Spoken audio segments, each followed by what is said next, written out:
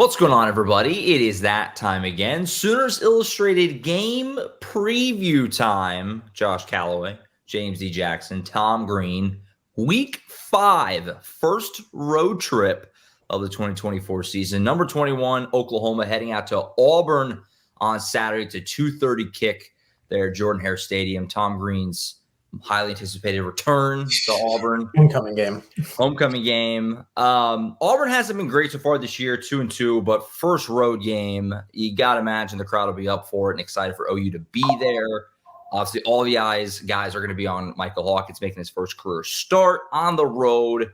Big game for Oklahoma. We talked about this on Monday. If you win this game, you can still talk yourself into, okay, the whole season's in front of us. We got a long way to go. You lose this game, you're starting to panic a little bit because the schedule is what it is. So this is an important week for a lot of reasons for Oklahoma going on the road for the first time this year.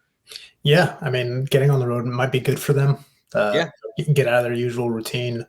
Like you said, Auburn hasn't been great this year.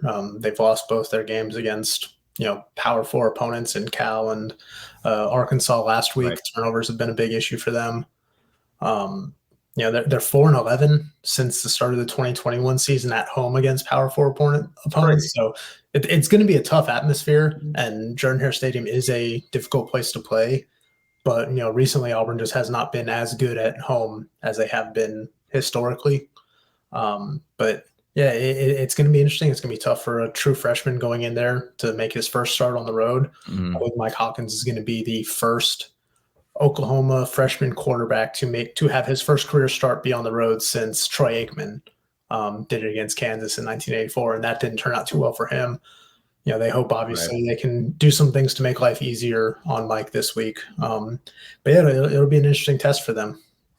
I mean, yeah, you talked about it, man. Like the quarterback issue on both sides was so fun here. Seeing who's going to be at that. Now we know for sure it's going to be Mike Hawkins for OU, but he's a young guy, as you said. It's his first start. Seeing how the offense is going to run, because Brent Venables seemed to talk a lot about, hating RPOs, not necessarily hating, but he doesn't seem to like RPOs in this situation. So they want to simplify this offense and see how the offense looks now under Mike Hawkins and the new play style calls they may have. So that's going to be the most fun part about it. I mean, obviously, as Josh said, it's a must win. I mean, you can't lose this one if you're still thinking about having a really good season for OU. I mean, this is the game you got to get because the schedule is daunting from here on out. So you got to win this one. So, I mean, it's going to be exciting to see what happens. I mean, that's pretty much what it is. OU still has a lot of receivers out. Deion Burks may even be out in this one. So that's also something to watch out for. Can Jacquizz Pettaway be great? Can he do it? He did it at the end of the fourth quarter last game. So let's see what happens. Yeah, no, Oklahoma's slight road favorite here. Like James said, we have, as far as injuries here, most of the usual suspects you'd expect are out, other than Tyler Keltner, who is going to be out for this game. I don't think it's a real long-term thing for him. But other than that, I mean, Nick Anderson is out, which isn't a shocker. Gentry Williams is out again. You got Angelo Anthony, Taylor Tatum, both doubtful. Wouldn't bank on either of those guys. Deshaun McCullough, Deion Burks, both questionable. I think Deion Burks probably better chance he plays than not. I mean, questionable is 50-50, obviously, is the idea there. We'll wait and see. Jake Taylor, probable. That's how things stand right now. So we'll see. Maybe the most healthy offensive line Oklahoma's had all season going into this game. We'll see if that makes a difference. Obviously, it wasn't pretty against Tennessee, as well established. And we'll see. Auburn 2-2, like we said, lost their SC opener to Arkansas last week. So all that said, let's go ahead and get to the keys to the game for this one. Oklahoma, Auburn on the road for the first time. James, I think you're kicking it off for keys this week. What do you got? No turnovers. I mean, it's pretty much what it is. I mean, you got a freshman quarterback in there. You can't have these turnovers to try to rebuild from. Now, I do think OU's defense can do very well against Auburn's, offense, which hasn't been great so far this season, but you want to limit those turnovers. And I know Tom wrote a really good story about that earlier this week about turnovers and things like that, what OU's done when they win the turnover battle. So you want to continue to do that here in your first SEC road game. So that's very important here. So we'll see what happens with that. But I think that's the biggest thing. And then as we talked about it many, many times, can I give another one? Am I overstepping my? Don't steal a big one. Yeah, let's just run the ball, man. Run the ball well. I mean, that was what I said last week. I think that stands here again. Being able to run the ball well. Start opening that up because Michael Hawkins led the team in rushing last game, 36 yards rushing. That wasn't good. Gotta do better than that. So let's see what happens. No, and Brent Venables talked about, I mean, a huge reason, he went back to it a bunch of times, of why Jackson Arnold was benched was the turnovers. That's kind of what he leaned on more than anything. Auburn had a pretty good rushing defense too, so we'll see if that can turn around. For me, keys to the game, Auburn offense has not been good. It's been ugly, but they've been really good at the big play. They are second in college football with 6 plays of at least 50 yards this year. 4 of those are from Keandre Lambert-Smith. They're number 1 wideout out there. So limit the big play. I don't really see a world where this Auburn offense is going to be able to drive the ball down the field 10, 12, 13, 14 play drives against the OU defense. Could it happen? Sure. I mean, obviously it could happen, but if they avoid getting specifically Lambert-Smith loose because he has 4 of the big plays, but they've been a pretty good big play team in general. They're toward the top in all those 20-yard plays, 30-yard plays, however you filter it, they're toward the top. That's going to be really important to me because the matchup on paper, you feel like the OU defense with the way they've been playing, if they can look anything close to what they did against Tennessee, they're going to have a pretty good shot to keep Auburn pretty in check and a pretty low point total as long as they can avoid said big play. So that's a big one for me. Limit the big play. Make Auburn drive the length of the field on you because I think if you make them do that, you're going to be in pretty good shape in this one on Saturday. Yeah, I like that. Yeah, I was going to go with turnovers too, but not even just limiting turnovers, but forcing them, creating them. This defense has obviously been very opportunistic. They lead the nation in turnovers forced. Oklahoma is second nationally in turnover margin. I believe they lead the SEC in that regard. Meanwhile, Auburn is the worst in the nation at turning the ball over right now. In their 2 losses, they have committed 10 turnovers, I believe. Goodness. 8 of those are interceptions. So, like some of those are tip passes that just end up in the defense's hands. Some of them is just bad decisions by the quarterbacks. But whatever it is, Oklahoma's defense is going to have to create some of those, and the offense has to capitalize on them. Can't have possessions in plus territory result in 0 points again, like they did against Tennessee. So that's a big one. And I think field position. Luke Elzinga has obviously been stellar in that regard this season. I know Auburn has been really good in the kicking game in terms of, opponent field position too. So, when you have 2 struggling offenses, those punters are probably going to have a big role one way or another in just terms of, putting the other team in inopportune, disadvantageous situations there. So got to capitalize on those 2 things, in my opinion. Yeah, I'm glad you said that with the capitalize because I was thinking, force more turnovers, but score this time. Finish them off because they don't mean anything if you give it right back like you did against Tennessee. Hopefully, Michael Hawkins better in that area. Players to watch for this game. I think I'm starting here. I want to go low hanging fruit as far as an easy one. James mentioned it earlier. I'm going to go with Jacquez Petaway. Oklahoma needs a receiver. I've been saying it every week. It feels like anyone to step up to go with Deion Burks. Deion Burks may not play in this game. Again, I lean toward he probably will. Not a definite, but probably, maybe, hopefully. We'll see, I guess. Obviously, everyone else is out. Well documented. They're completely like I joked before, it's a graveyard. I mean, everyone is hurt in that wide receiver room. No one has stepped up. We looked at Brendan Thompson for a while. We looked at J.J. Hester for a while. None of them delivered. But we saw Jacquez Petaway at the end of the game against Tennessee make some plays with Michael Hawkins. Maybe they have a bit of a rapport there. And I do believe that one of the few bright spots that came out of Deion Burks going down and not finishing that game was kind of an eye-opening moment for the staff with Petaway. I think we're going to see more Petaway and Burks together as we move along. Presumably that'll mean putting Burks outside, I'm assuming. Yeah. But I think that's a reality that we're going to get to very, very soon. So Jacquez Petaway, big one for me. Anyone to step up at wide receiver. Let's see if Jacquez Petaway can do that. I think he probably can. So we'll see. Yeah. I have a couple both on the defensive side. I just want to give a shout out to Eli Bowen. He only played 12 snaps in the second half there, but he was really good. I mean, he was on Brew McCoy like cling rep. He had 2 tackles, a pass breakup, targeted 3 times, just gave up a 5-yard little hitch route. But other than that, I mean, he was stellar. And Brent Venables says, they should have gotten him on the field in the first half. And I think him, his emergence there, even though like he's 5'7", 180 something, or 5'9", 180 something pounds. He's a smaller guy at cornerback. He plays a lot bigger. Brent Venables said he's like a water moccasin out there, which I thought was just a great description. Yeah, I don't know if I know what that is. Yeah, it's a snake. It's a very venomous snake.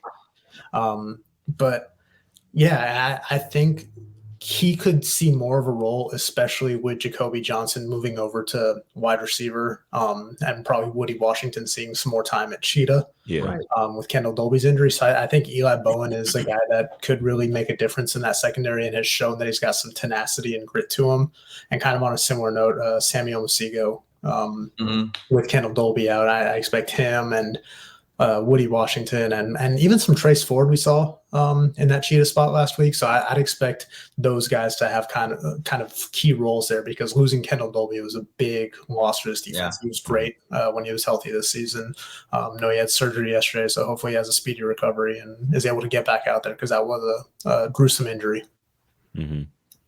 I'm going to go with, like I said, the run game was very important because obviously you got a freshman quarterback out there. You want to help him out a little bit here. Yeah. I'm going with Javonte Barnes. Now, I think he's been the starter for most of the games because he's a better pass blocker than the other guys. I think that's what it is. And so I really like what the burst that he's had out of the backfield when he's actually had the opportunity to do so. So I think Javonte Barnes, if he can get it going here, it can help out a lot, because then once he gets going, Tatum gets in there, Sawchuk gets in there. They play a little bit better. Now, I don't know if Tatum's going to be out there because he has that likely concussion thing. Yeah, yeah, we'll see what happens with him. But it helps out the rest of the running back group when he gets going. I mean, we've seen that this year. So I'm going with Javonte Barnes on this one. No, it's a good one. Run the ball. I have not been able to run the ball at all. It's crazy. And can we state the obvious one? Yeah, I mean, I think we all. Yeah, that's why none of us said it, because there's this kid starting quarterback. I mean, I like that we all went different routes, because the lowest of low hanging fruits is Mike Hawkins, but first career start for Mike. Like Tom said, very rare to start on the road for your first start, and it's gonna be interesting. We'll see how it looks. It's a very. Talked about this yesterday on the podcast with Colin. It's a very putting it all on the line move for Oklahoma a little bit. You're putting it out there. This is it can blow up in your face, or it can look great. Yeah. I mean, like I said, it's something that you can't do lightly. It's gotta necessarily really happen. It's it's not permanent. So you could always go back, but you also can't really go back. But I'm saying it messes up a lot of things. Yeah, so we'll see. Chemistry. I mean, as I pointed out in the story I have on the site today, like what happens when a 5-star quarterback gets benched. Since 2020, there's been 41 composite 5-star quarterbacks. 8 of them that have won the starting jobs have gone on to lose those starting jobs and get benched. Only one of them ever started another game for that school. A lot of them went on to transfer and have successful careers elsewhere. But that doesn't mean that this is the end for Jackson Arnold, especially the way Brent Venables was talking about it. They could need him this weekend. They could need him down the line. They obviously still think very highly of him. It's just has not been a good start for him right now. Mm-hmm. Not at all. On that note, first career start for Michael Hawkins on the road in Auburn, first road game. Final score predictions. How do we think this one goes? Does Oklahoma get back on track, or does it continue to slide? Tom, I think you have to kick it off here in your homecoming game. What do you think? Does OU get it done, or does it continue to kind of skid here? Well, here's the thing. Defense travels. I think Oklahoma's going to have to hang its hat on that. Again, Auburn has, A, had a lot of turnover issues, B, has its own questions at quarterback, and C is just 4-11 in its last 15 home games against Power 4 competition. I think Oklahoma's defense is going to do enough to keep the offense in this. And, I don't think you need a whole lot offensively. I think, I would not be surprised if the defense scores a touchdown in this game, just with how many turnovers Auburn has had so far this season. So I'm going to go 24-17 Oklahoma. Okay. Like you said, the defense is a very good strength, I think, for OU here, and like you said, it travels. So I really like what I saw from the defense against Tennessee. I think a lot less of a high-powered offense is what they're going up against this time around. So I'm actually going 21-7. I don't think Auburn scores that many points on this defense because it's so good. Now, obviously, the offense is going to have to produce on its side of the ball to get 3 touchdowns. But I think that can happen here against Auburn. I think that's the situation for them. Yeah, I'm kind of right between you guys. I'm going 20-13 Oklahoma. I don't really see how Auburn's going to score a lot of points. I will give them the benefit of the doubt. I mean, they have some guys. Jarquez Hunter was a preseason All-SEC running back. Oklahoma's been pretty good. They've had good running back after good running back, and they've done a pretty good job. Dylan Sampson last week. Yeah. Kai Hughes the week before from Tulane. And like I mentioned earlier, they've been really good at the big play, which may be kind of surprising considering that the point totals have been not where you'd like if you're Auburn. But I do think Oklahoma's defense is going to largely overwhelm them. And I think the offense will just be good enough. I mean, it's hard to expect Hawkins' first start, period, to just go in there and just light it up. But I think it'll be better. As long as Oklahoma takes care of the football, they'll be okay, I think, in this game. So a couple nice drives, get some points on the board, avoid turnovers, maybe force a couple yourself. And I think Oklahoma will be okay to kind of grind one out 20-13. 20-13, which is a one-score game, but also kind of like feels like they're always in control, kind of one of those types of games. So I got Oklahoma getting it done on the road, and then we'll see where they're at for the bye week, and then obviously Texas coming up in a couple weeks. Yeah, I mean, it's crazy. Like you said, Auburn, they've been good at explosive plays. They have a lot of good skill players out there. You mentioned Jarquez Hunter, Keandre Lambert-Smith. They got the star freshman, Cam Coleman, Perry Thompson, all those guys. And, I think they're sixth nationally in yards per play also. So numbers that don't add up to what we're seeing on the scoreboard. It's the turnover thing for Auburn. And again, like this might be one of those situations where it's a bend don't break kind of performance from Oklahoma's defense. Like they can't panic if they give up some chunk yardage. They just need to kind of bow up and, like we've seen them do so many times in the red zone or with their backs against the wall to kind of limit those scoring opportunities for Auburn, even if they pop a few big ones. Mm-hmm. I mean, they're one of those offenses that has the talent as well. It's just not clicking. I mean, that's just what it is for them as well. So that's what I see from them. Yeah, and it could happen anytime. Hugh Freeze, good offensive coach. So it's only kind of a matter of time, feels like. All right, I think that's it.